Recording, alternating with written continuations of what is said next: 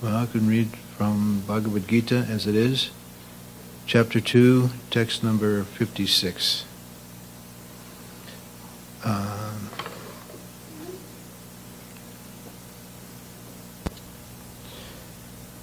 Dukeshu udvigna mana sukeshu vagataspriha vitaraga bhaya krodha stitatir muniruchyate. Translation. One who is not disturbed in mind, even amidst the threefold miseries, or elated when there is happiness, and who is free from attachment, fear, and anger, is called a sage of steady mind. So you can repeat. One who is not disturbed in mind, even amidst the threefold miseries, or elated when there is happiness, and who is free from attachment,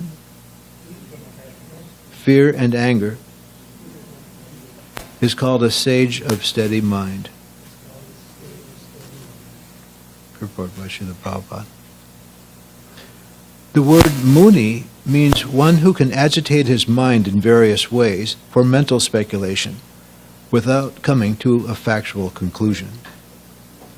It is said that every muni has a slightly different angle of vision, and unless a muni differs from other munis, he cannot be a muni in the strict sense of the term.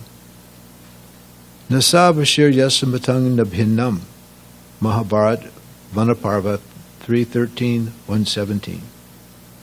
But a Stita Dir Muni, as mentioned herein by the Lord, is different from an ordinary Muni.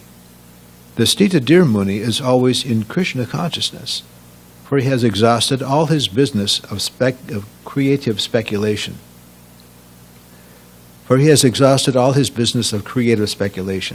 He is called Prashanta Nihesha Manoratantara, Stotraratna 43, or one who has surpassed the stage of mental speculations and has come to the conclusion that Lord Sri Krishna, or Vasudeva, is everything. Vasudeva Sarvamiti Samahatma Sudurlabha. He is called a Muni fixed in mind.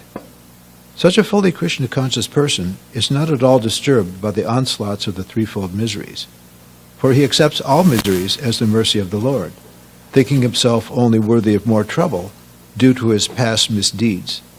And he sees that his miseries, by the grace of the Lord, are minimized to the lowest. Similarly, when he is happy, he gives credit to the Lord, thinking himself unworthy of the happiness. He realizes that it is due only to the Lord's grace that he is in such a comfortable condition and able to render better service to the Lord.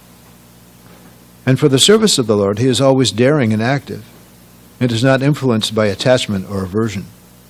Attachment means accepting things for one's own sense gratification, and detachment is the absence of such sensual attachment.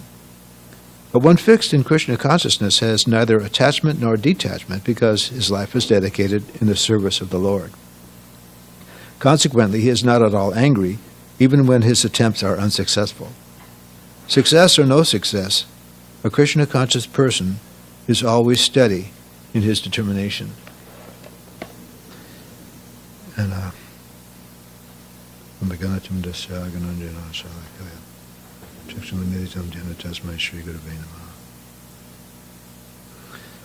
well, I would love to say that I've attained this type of realization, but I think we're all kind of looking to Srila Prabhupada for the example. When you're working for Krishna, just like Arjuna, he was thinking that I have to do this, I have to fight my relatives, what is this? I really don't want to. How am I going to enjoy? And he came up with all kinds of excuses why not to do what his duty was. And in the beginning, first thing that Krishna says to him, he said, Arjuna, you're lamenting for what is not worthy of grief.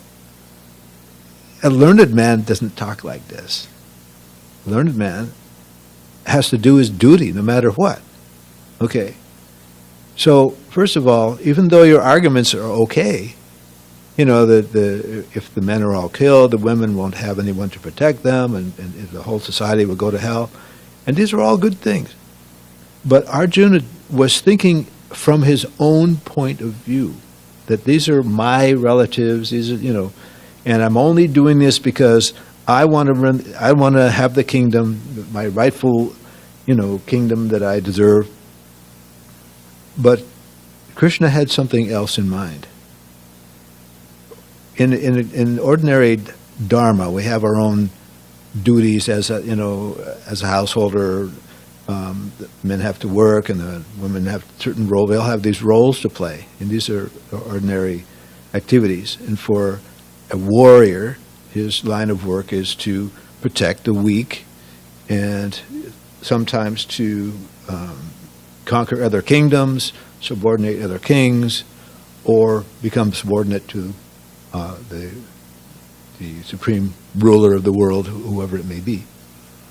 But in the case of Bhagavad Gita, at that particular time there were so many demons, sort of like today, who are causing trouble.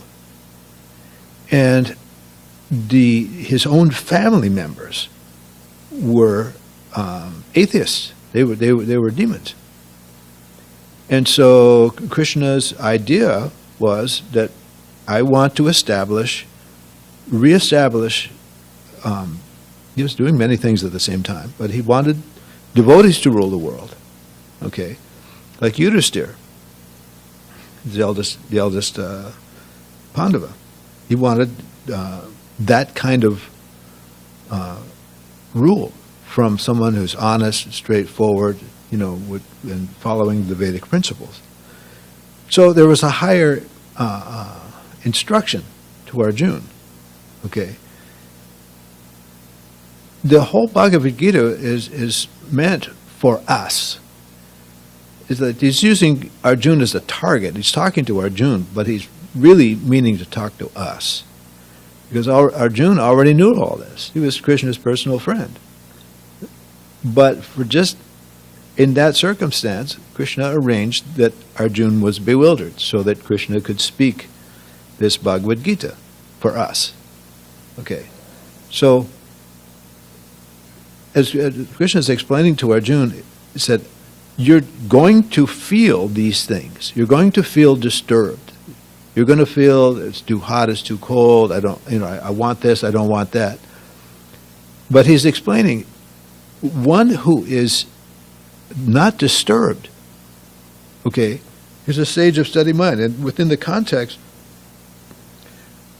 Arjuna is thinking that if I run away, if I go away from the battlefield, I put down my weapons, forget about it, I'm off to the forest. I'm not going to, I'm not going to do this.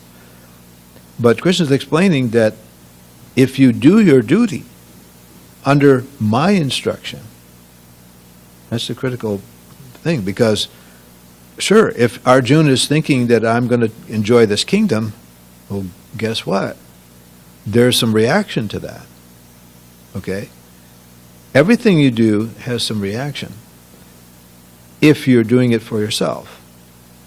But in service to Krishna, there's no reaction. That's the secret. So he's thinking that, I'm so disturbed, I'm going to go off somewhere, and Krishna's saying, no, you do your duty in spite of all these things, okay? If you're not elated when there's happiness and despondent when there isn't, you're free from attachment, fear, and anger, okay? What was the attachment? He said, I'm gonna enjoy this world. It's my right to rule the kingdom that I lawfully should have, but these other family members are preventing me. Okay, so I'm going to go out there and fight for it and stuff like that. That's a totally different thing. That is a kind of selfish desire. But when Krishna explained Bhagavad Gita, what did Arjuna do? He did his duty, but that wasn't just all. That wasn't the deal. Many people like to explain Bhagavad Gita. It's simply do your duty. Bhagavad Gita is do what Krishna wants. That's a higher duty. That's the ultimate in realization of Bhagavad Gita. There's so many, scholars read Bhagavad Gita, spend their whole lifetime trying to understand Bhagavad Gita. It's a great mystery. But it's not a mystery for a devotee. If you become a devotee, then all your activities are dedicated to Krishna. And we have the example of Srila Prabhupada. Okay. Sometimes you do things that are necessary. Okay. He was told that if you go to the West, you have to act like this. You have to wear a coat and pant and learn to use a fork and all those kind of stuff. And normally sannyasis don't cross the ocean. And he comes over here, and who is he preaching to? Well, Westerners. Not exactly Vedic types. Okay. And the only people that will listen to him are hippies and druggies and so on and so on. So he made certain adjustments. Okay. And there are certain things that he had to tolerate. But as soon as he got here, he was staying with the family, and they have meat in the refrigerator, and have certain habits that are Western. So he had to innovate and do things that were certainly not very comfortable, let's just say. But he tolerated that because he was following the order of his spiritual master to come here. And if he hadn't come here, well, I wouldn't be here. I had no clue whatsoever. You all, Indian people, pretty much, even from childhood, know Bhagavad Gita and hear these things and pastimes of Krishna and so on. So you're all much more advanced just because you have that birth, that you had an opportunity. With Westerners, never heard the word Krishna before. What to speak of a book? What is this book? So Srila Prabhupada had to undergo many, many difficult situations, and of course we all have feelings. And Prabhupada in the beginning was a little bit discouraged because after spending a year, nobody seemed to be coming around. So he was thinking, well, maybe I'll just go back and, I tried my best. But after a while, some devotees started coming around, right? So Prabhupada was never, I won't say he wasn't discouraged, because it's natural to feel discouraged you're trying to accomplish something. But it wasn't despondent that, this is a useless waste of time. I'm so mad I came here. I'm an old man. It's impossible, and, throw his arms in the air. He didn't do that. Prabhupada's example was that he was completely stoic. He had all kinds of troubles with his body, 2 heart attacks on the way over. I mean, he was not in that great of health, to be honest. Okay. But he never stopped doing his duty. He had 10,000 disciples, according to him. And you have this great responsibility. And at the same time, normally, you ask me, I was sleeping most of the day. Very, very difficult to travel. He traveled 14 times around the world in 12 years. And practically every continent in the world. If you've ever done any traveling, extensive traveling, it's hard. It's hard on your body. But whenever he would arrive somewhere, the same routine at the same time. And there seemed to be no jet lag or anything like that. He would just power through it. You get through it. So if we are too disturbed by the bodily necessities, okay, then the devotional service is a little slack. It's a little difficult. Okay. The devotees who live in the temple, I used to live in the temple, and getting up for Mangalartik every day, being there at 4:30 in the morning after taking a cold shower, and so on and so on. It's austere. It's austere. But it makes you spiritually strong. Makes you spiritually strong. You have determination to preach, and it gives you a taste. Because the fact is that this body that we have, it's not us. Okay? And if you act according to that understanding, okay, then you start to transcend all the difficulties that come along with the body. And that's the secret. And after so many years of not living in the temple, I can tell you, I really appreciate what the devotees who are living here are going through. You don't own anything. The devotees have no money. It's not like they've got a big bank account somewhere. Okay. All they're doing all day long is doing something for Krishna. Okay. And so some of them have difficulties. Some of them are older, walking around barefoot on a cold marble floor. That's not actually very good for you. You can get problems with your feet and so on. But this is all this life culminates when you're leaving this body. Okay, they're cultivating their attachment to Krishna. They're working for Krishna. So they're getting away from trying to enjoy the body. Okay, as long as you have attachment to this body, when you die, then you'll lament because everything is going to be taken away. Everything. Case closed. Okay. But the devotees, thinking of Krishna, they'll go to the spiritual world. And even if they're not successful, they'll go to the heavenly planets. That's what it says in Bhagavad Gita. So, how many of you knew Gunagrahi Swami? You knew him, I think. Yeah. He was formerly the president of the temple here. Yeah.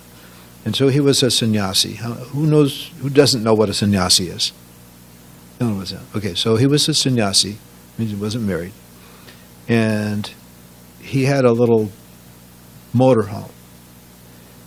And in 1980, he came up to Laguna Beach where I was, and he needed a driver and a mechanic for his motorhome.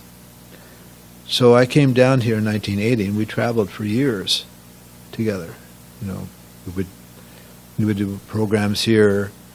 We would go out to Arizona, at the university, and many preaching programs. He started restaurants. He had a couple of restaurants we had here. Did a lot of things, a lot of things. And last year he passed away. Okay, and so whatever attachments that we have, okay, it'll all be tested at the time of death.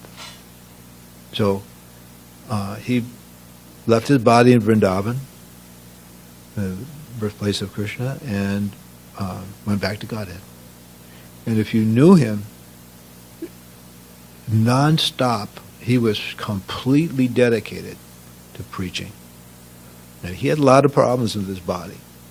He had, very bad back pain for years, a lot of problems.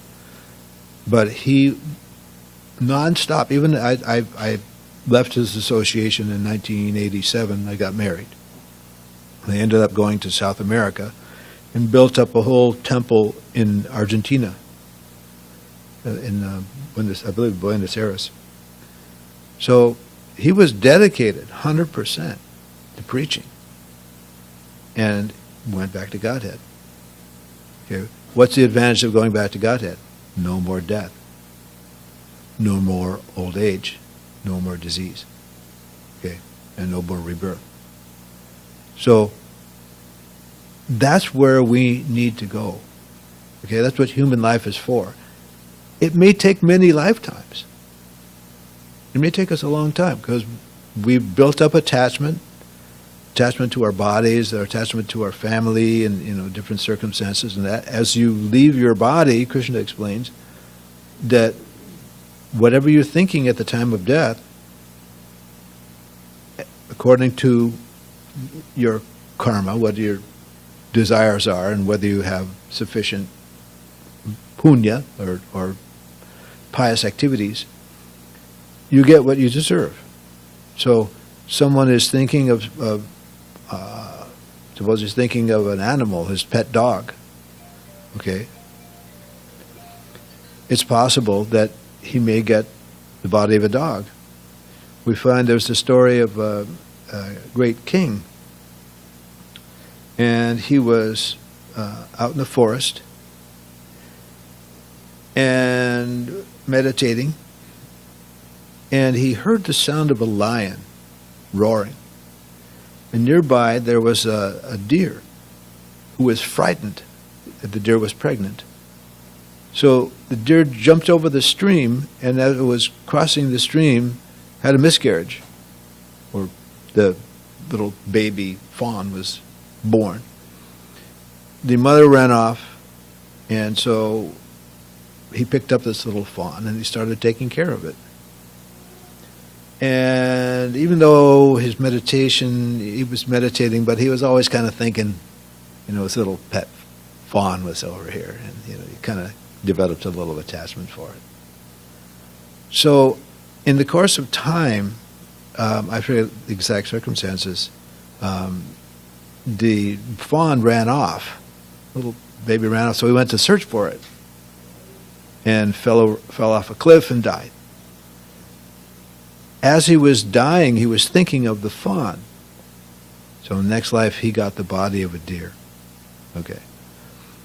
So just to illustrate, whatever you think of in your next life, you may get that similar circumstance. Okay. I have a pet theory myself. Okay. I believe that I was in the previous life in the Navy. And I believe that I had something to do with radar. I may have been a radar man or something, because my father was a radar engineer.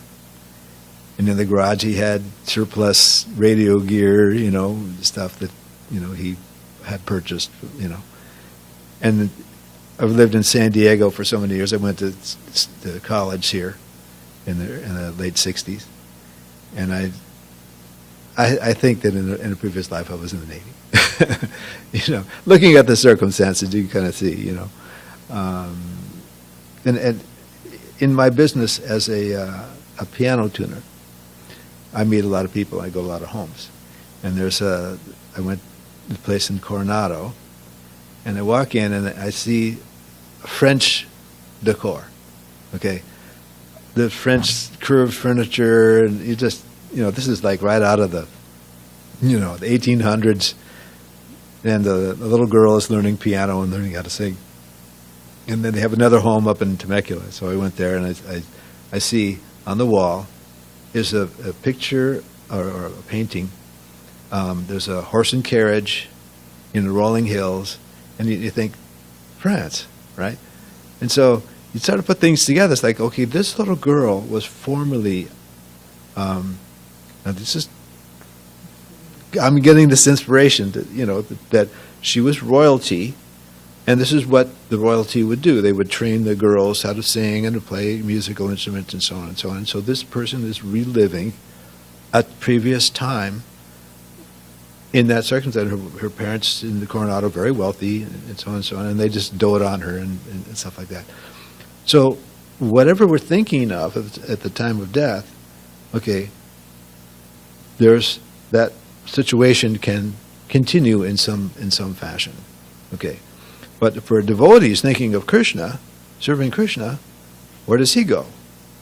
He goes to live with Krishna forever. Okay, so that's what we're looking for.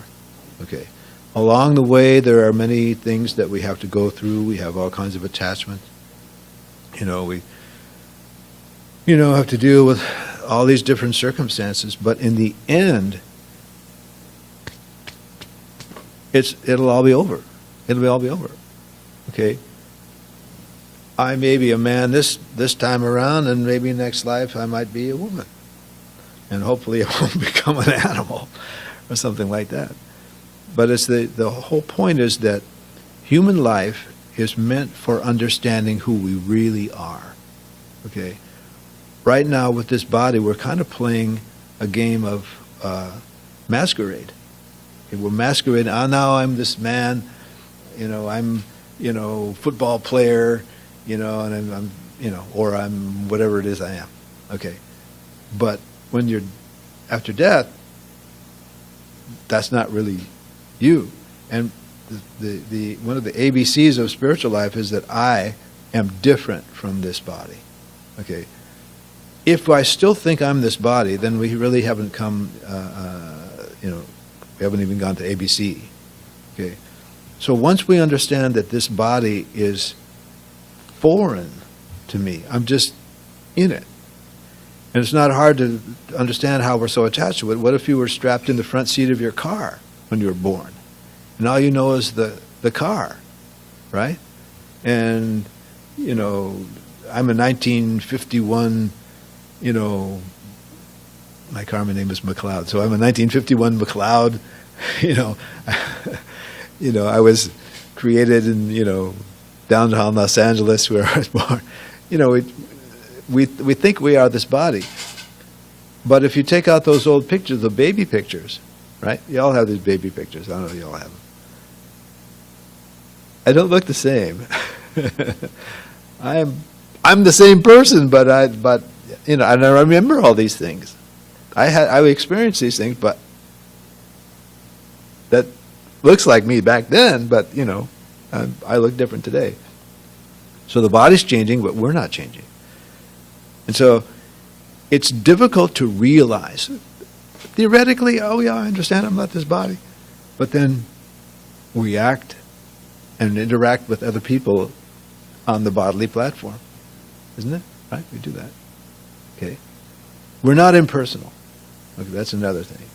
We're not some hunk off or some cosmic blob somewhere. Okay. We have a form. And the form is God. The godlike form. Man is made after the image of God. Okay. The animals, it's just like you take this form and you have to throw a blanket over yourself. Okay. So some animals have many legs or crazy eyes, but basically it's the form of God, which is face and two eyes, and mouth and two arms and like that. The form of Krishna. Okay. Our real form, we have an actual spiritual form. Okay. We have a relationship with Krishna. It's possible that we could, in Vaikuntha, all of the souls there look like God. They look like Narayan. But there's the real Narayan, and everybody knows that's the real Narayan. But everyone, has this beautiful form of God. Okay. So we're not formless. But the body that we have now is an imitation. It's a toy. It's a little toy body, right? We're playing this masquerade game. Okay, but who are we really? Who am I really? And if I can find out who I am, then I know what to do. Okay. We are all spiritual beings, and as spiritual beings from emanations from Krishna, we are all servants of Krishna. We are all meant to glorify and have a relationship with Krishna. Okay. What does that mean, have a relationship? You communicate, okay? There's some desires there. You can't be desireless. Okay. Nobody can be desireless. We all want something. Okay. And basically, we're all looking for happiness. But in this material atmosphere, we're looking for happiness in the world. And basically, it's whatever I can get for my body. Some circumstance, maybe I can be something. I'll be a rock star. Or I can have something, big house, or, you name it. We invent all kinds of things to try to be happy. But a devotee who understands who he really is knows that his happiness comes when he can please Krishna. And so that takes a bit of faith. It's not what we're used to, okay?